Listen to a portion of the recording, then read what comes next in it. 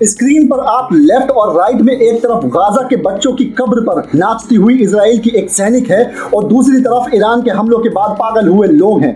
Iran के हमलों के बाद रोते परेशान होते, एकदम अपना मानसिक संतुलन खोते हुए कुछ लोग हैं जो इजराइल के हैं। मैं ईरान के जो लोग हैं या अरब मुल्कों के जो लोग हैं वो सैक्रिफाइस को यानी शहादत को सबसे बड़ा मानते हैं। उनको शहादत से डर नहीं लगता, वो शहीद होने से नहीं डरते। उनका इतिहास ऐसा है कि वो लगातार जंग में जाने और शहीद होने के लिए हर वक्त तैयार रहते हैं और वो हक बात के लिए जान देने को सही समझते हैं। जबकि इजराइल ने कभी इस तरह की मार नहीं झेली है। इजराइल के लोगों को लगता है जो परसेप्शन बनाया गया है कि वो विश्व विजेता हैं, वो किसी को भी मार सकते हैं। एक परसेप्शन बनाया गया है आयरन डोम को लेकर, हमारे पास और हमारे तक कोई भी मिसाइल नहीं पहुंच सकती।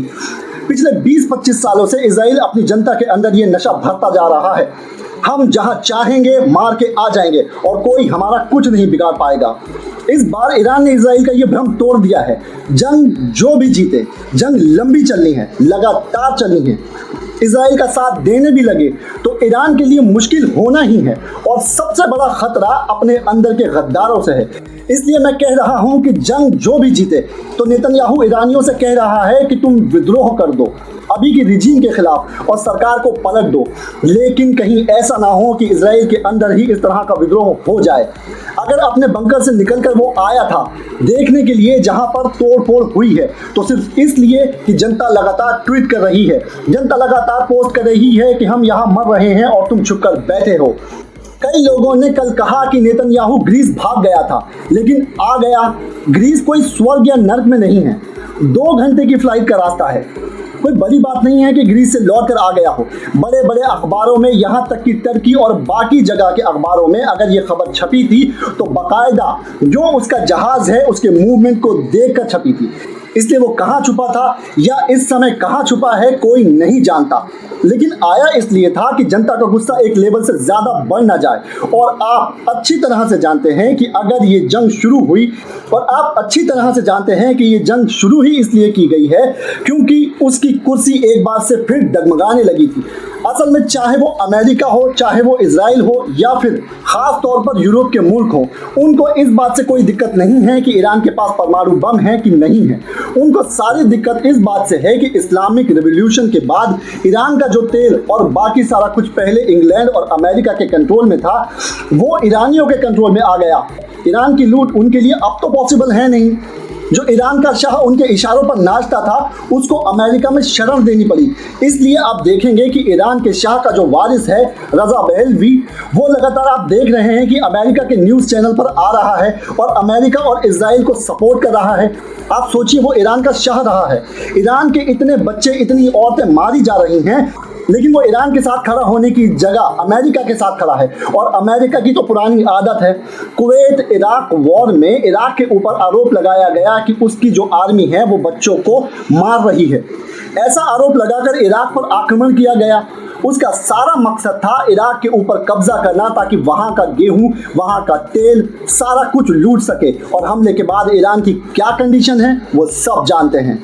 सर्बिया में जो आक्रमण उन्होंने किया कोसों के ऊपर गलत इल्ज़ाम लगाकर, वो भी आप जानते हैं। अफगानिस्तान तो सब जानते हैं, बरसों पड़े रहे अफगानिस्तान में कि वहाँ की अफीम की खेती को कंट्रोल कर लें, लेकिन अफगानिस्तान के लड़ाकों ने इनको भागने पर मजबूर कर दिया। लीबिया में आप देखिए, लीबिया में क्या कहा गया था। गद्दाफी जो है वो अपने ही नागरिकों को मार रहा है, और गद्दाफी को क्यों मारा गया सब जानते हैं, लीबिया को लूटने के लिए। और जब गद्दाफी को मार दिया गया उसके बाद हंसता खेलता लीबिया किस तरह से कब्रिस्तान में बदल गया सब जानते हैं। और इनमें मिडिल ईस्ट में कम से कम जो हमले हुए हैं उनमें इजराइल और नेतन्याहू का अपना रोल रहा है। और आज कहा जा रहा है कि ईरान जो है वो कुछ ही महीनों में एटॉमिक न्यूक्लियर पावर बनने जा रहा है। जो लोग नया नया इतिहास पढ़ते हैं उनको लगता है अरे नेतन्याहू ने पहली बार कहा है, लेकिन हकीकत यह है कि 2011 से लेकर और अभी यानी 2025 तक कम से कम 20 बार नेतन्याहू ये बात कह चुका है कि ईरान बस कुछ ही महीनों के अंदर न्यूक्लियर बॉम्ब बनाने वाला है। 2011 में भी ईरान को न्यूक्लियर बनाने में कुछ महीने थे, 2013 में भी कुछ ही महीने थे, 2017 में भी कुछ ही महीने थे और 2025 में भी कुछ ही महीने हैं। जबकि आप देखिए अमेरिका में तुलसी गबार्ड की साइन की हुई रिपोर्ट है जिसमें उन्होंने कहा था कि ईरान न्यूक्लियर पावर नहीं बन रहा है, ईरान न्यूक्लियर बम नहीं बना रहा है। तो इस झूठ के भरोसे इजराइल ने अटैक किया और जब ईरान ने पलट के ज़बरदस्त अटैक किया तो वो सारी दुनिया से गुहार लगा रहा है कि कैसे भी हमारी मदद करो। वो कह रहा है कि यूरोप के मुल्क और अमेरिका हमारे साथ आए और ईरान से मुकाबले में हमारी मदद करें। 3 दिनों में यह हाल हो गया है। ऐसा नहीं है कि ईरान का नुकसान नहीं हुआ है, ईरान का भी ज़बरदस्त नुकसान हुआ है। एक बात हमेशा याद रखिए कि एक तरफा खबरें हमेशा कंफ्यूज करती हैं। ईरान का भी नुकसान हुआ है, ईरान के बेहद इंपॉर्टेंट लोग मारे गए हैं। अभी कल ही वहाँ इंटेलिजेंस के 2 चीफ थे, उनको मार दिया गया और ये ईरानी मीडिया ने खुद एक्सेप्ट किया है। तो ईरान में भी नुकसान हुआ है, ईरान में भी बिल्डिंग गिरी हैं, ईरान में बच्चे और औरतें मारे गए हैं जिनकी नंबर्स इजराइल से बहुत ज़्यादा हैं। लेकिन जिस तरह का बदला ईरान ने लिया है, जिस तरह से ईरान लगातार हमला कर रहा है, कभी ख्वाब में भी इजराइल ने सोचा नहीं था। हाइफा की रिफाइनरी पे हमला हुआ है, इजराइल डिफेंस फोर्स की बिल्डिंग के ऊपर हमला हुआ है। और एक बात याद रखिएगा, इजराइल ने अपने नागरिकों तक पर बैन लगा दिया है, सिटीजन्स के ऊपर बैन लगा दिया है कि जहां मिसाइल अटैक हो रहे हैं उसका वीडियो ना बनाएं। तो जो वीडियो सामने आ रहे हैं वो थोड़े बहुत वीडियोस हैं। हकीकत यह है कि नेवातम एयरबेस जहां पर अमेरिका से उसकी सारी मदद हथियार वगैरह आते हैं उस पर ज़बरदस्त हमला किया गया है। हकीकत यह है कि उनका जो बायोकेमिकल वेपन बनाने का जो पूरा का पूरा रिसर्च सेंटर था, आप तस्वीर में देख सकते हैं, वो काफ़ी हद तक तबाह हो चुका है। ईरान ने दावा किया है कि उसके इजराइल के कुछ मंत्रियों और इम्पोर्टेंट लोगों के घरों पर हमला किया है। उसमें कौन मारा गया है, क्या हुआ है, ये खबर हमारे पास नहीं है। हकीकत यह है कि हाइफा को चलता फिरता कब्रिस्तान बना दिया गया है। हाइफा में जो आयरन रिफाइनरी है उसके ऊपर हमला हुआ है। हाइफा आप समझ लीजिए कि इजराइल का मुंबई है, जहां पर ऑयल रिफाइनरी भी है, जहां पर पोर्ट भी है और जहां पर उसके सबसे एडवांस इंस्टीट्यूट्स हैं। हाइफा में ज़बरदस्त नुकसान पहुंचाया गया है। हाइफा के नागरिकों के जो वीडियो आ रहे हैं, यहां तक कि अमेरिकी चैनल्स के जो वीडियोस आ रहे हैं, वो बता रहे हैं कि ईरान ने कितना ज़बरदस्त नुकसान पहुंचाया है। जब पहले दिन हमला हुआ था तो यही कहा गया था कि ईरान की सारी जो ताकत है वो ख़त्म हो गई है, ईरान अब कुछ नहीं कर पाएगा, ईरान के पास मिसाइलें नहीं हैं। जबकि ईरान का कहना है कि अभी तो हमने लिक्विड फ्यूल वाली मिसाइलें भेजी हैं, अभी सॉलिड फ्यूल के सारे मिसाइल्स बाकी हैं और असली जो हमारे सबसे तेज़ हथियार थे वो अभी हमारे पास रखे हुए हैं। इन सब के बीच में एक इंफॉर्मेशन वॉर चल रहा है। एक बात मैं आपको बताता चलूं कि गोदी मीडिया सिर्फ भारत में नहीं है, गोदी मीडिया सारी दुनिया में है, अमेरिका में है, बर्तानिया में है, फ्रांस में है, सारी दुनिया में गोदी मीडिया है जो मोसाद और CIA के कहने पर काम करता है, जो अमेरिकन और ब्रिटिश इंस्टीट्यूट को आगे बढ़ाता है और उसी हिसाब से न्यूज़ प्लांट करवाई जाती है। इसलिए बहुत सारी न्यूज़ प्लांट करवाई जा रही है और इन खबरों को गौर से देखने के बाद समझ में आता है कि ये सब चाहते सिर्फ इतना है कि ईरान के अंदर रिजीम चेंज हो जाए, ईरान के अभी के हुक्मरान को बदल दिया जाए। जो ईरानियन रिवॉल्यूशन था, ईरानियन जो आप कह सकते हैं कि इस्लामिक रिवॉल्यूशन था, हुसैनी का रिवॉल्यूशन, उसको पलट दिया जाए और पलट के वहाँ पर अपना कोई एक कठपुतली बिठा दिया जाए। और कठपुतली कोई भी हो सकता है, वो ईरान का शाह हो सकता है, कोई और भी हो सकता है, जुलानी की तरह ISIS का कोई बंदा हो सकता है, कोई मोसाद का एजेंट हो सकता है, कोई CIA का एजेंट हो सकता है। बस उसको करना इतना है कि इतना बड़ा जो मुल्क है ईरान, उसको कई हिस्सों में बंटवा दे। और दूसरा, ईरान की जो ऑयल रिफाइनरी है, ईरान का जो तेल और उसको लूटने की खुली छूट दे दी जाए। अमेरिका, इंग्लैंड और इजराइल को बस इतना हो जाए, वो खुश हो जाएंगे।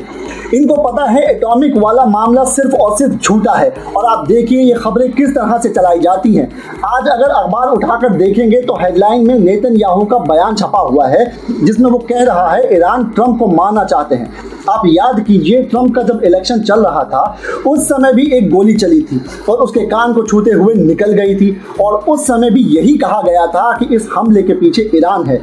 ये सब क्यों कहा जा रहा है?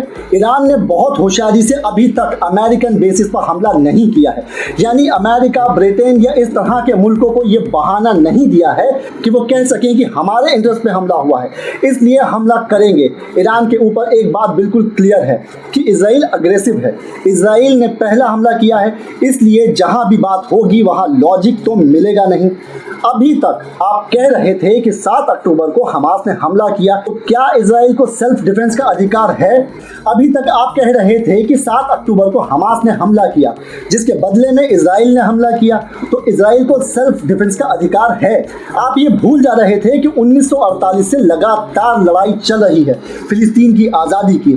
चलिए आपका लॉजिक मान लेते हैं कि 7 अक्टूबर को हमास ने हमला किया तो बदले में आपने सब कुछ किया, लेकिन अब जब आपने पहला हमला किया है, ईरान उसके परमाणु बम बनाने के तुरंत बाद 1 घंटे के अंदर इजराइल के ऊपर हमला कर देगा, तो 6 महीने के बाद ये ना हो इसलिए आपने अभी हमला कर दिया।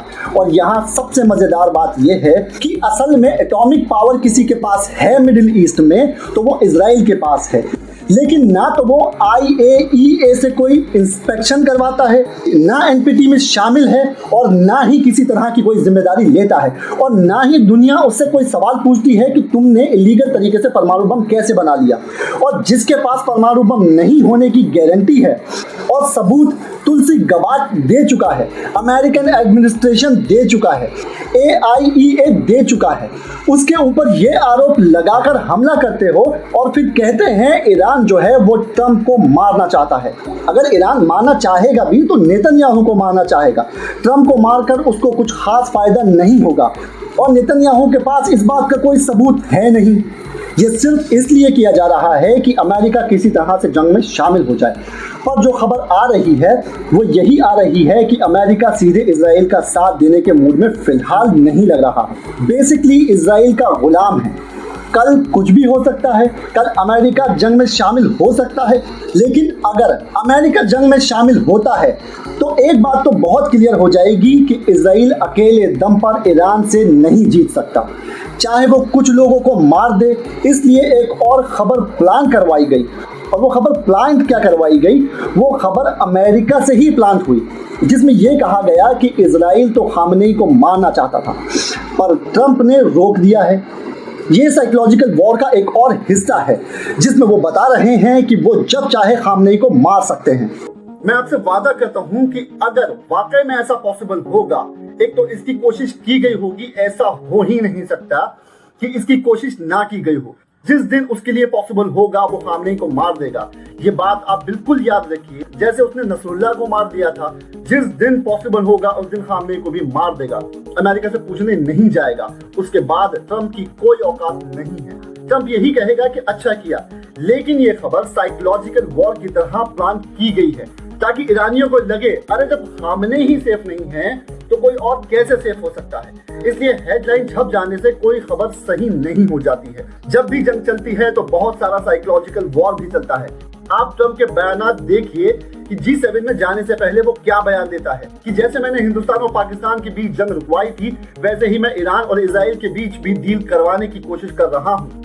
वो एक और बात कहता है, उसके बाद वो कहता है लेकिन कभी कभी जो जंग होती है वो अपने अंतिम मुकाम तक जाती है उस अमेरिकी जनता से जिससे उसने कहा हुआ है कि मैं तो सारी दुनिया में जंग रुकवा दूंगा, जबकि उसके आने के बाद पूरी की पूरी दुनिया जंग के मैदान में तब्दील हो जा रही है। कल को ये वर्ल्ड वॉर में भी बदल जाए तो कोई बड़ी बात नहीं है, लेकिन अमेरिका की जनता को सुनाना है कि मैंने हिंदुस्तान और पाकिस्तान के बीच जंग रुकवा दी और कोई जंग वो रुकवा नहीं पाए। यूक्रेन रशिया के बीच जंग रुकवा नहीं पाए, गाजा में कुछ कर नहीं पाए, तो कहीं तो उनको श्रेय लेना ही है। वो श्रेय उन्होंने लिया और उसके बाद इशारा कर दिया कि जंग आखिरी मुकाम तक चलेगी, और जंग अगर आखिरी मुकाम तक चलेगी तो हो सकता है ईरान तबाह हो जाए, लेकिन इजराइल भी नहीं बचेगा। इस बात की पूरी गारंटी है। ईरान ने अभी बहुत क्लियर कहा है कि अगर हमारी ऑयल फैसिलिटीज पर कोई सीरियस हमला होता है तो इस बात को याद रखना कि पूरे मिडिल ईस्ट में ऑयल फैसिलिटीज खत्म हो जाएंगी। पूरे मिडिल ईस्ट में कोई भी तेल को हासिल नहीं कर पाएगा। और ये बात मिडिल ईस्ट के अरब कंट्रीज भी अच्छी तरीके से जानते हैं। जॉर्डन भले ही अपना आसमान खुला दे रहा है इजरायली जहाजों को, लेकिन पता तो उसको भी है कि अगर ऑयल फैसिलिटीज का सत्यानाश हुआ तो मिडिल ईस्ट का अगले 20 सालों में क्या हाल होगा। वो ऑयल ही है जिसके चलते मिडिल ईस्ट दुनिया पे राज करता है। राज करता है का मतलब मिडिल ईस्ट नहीं राज करता है, मिडिल ईस्ट के हुक्मरान ऐश करते हैं। और अगर वो फैसिलिटीज डिस्टर्ब हुई, और देखिए जब किसी का वजूद खतरे में आता है तो वो कुछ भी कर सकता है। और ये डर अमेरिका को भी है, ये डर सारी दुनिया को भी है। इसलिए अगर जंग बढ़ेगी तो क्या क्या होगा कोई नहीं जानता। लेकिन फिलहाल एक बात कही जा सकती है कि अरब मुल्क इनडायरेक्टली चाहे कुछ भी कर ले, लेकिन डायरेक्टली वो इजराइल के सपोर्ट में नहीं आ सकते। अगर आप जॉर्डन को छोड़ दें तो बाकी दूसरे इस्लामिक मुल्क डायरेक्ट सपोर्ट करते हुए तो नहीं दिख रहे हैं। ये भी सही है कि जिस तरह से ईरान कह रहा है कि इस्लामिक कंट्रीज हमारे साथ आ जाएं, वो भी होता हुआ फिलहाल तो दिखाई नहीं दे रहा है। पाकिस्तान से काफी खबरें फैलाई गई हैं कि पाकिस्तान ने कहा है कि अगर एटॉमिक हमला होता है तो हम भी बदले में एटॉमिक अटैक करेंगे। पहली बात तो यह है कि इजराइल कोई एटॉमिक अटैक नहीं करने वाला है। दूसरी बात है कि पाकिस्तान से किसी भी जिम्मेदार ऑफिसर का स्टेटमेंट नहीं है। जिम्मेदार मिनिस्टर का एटॉमिक अटैक को लेकर कोई बयान कम से कम दिखाई नहीं दिया है। तो ये सिर्फ फैलाया हुआ बयान है कि पाकिस्तान ईरान के साथ खड़ा हो सकता है, बातें कर सकता है, लेकिन हमला या हथियार बाकी वो सब नहीं करेगा। बाकी जैसे जैसे नए अपडेट आते रहेंगे मैं आपको आगाह करता रहूंगा।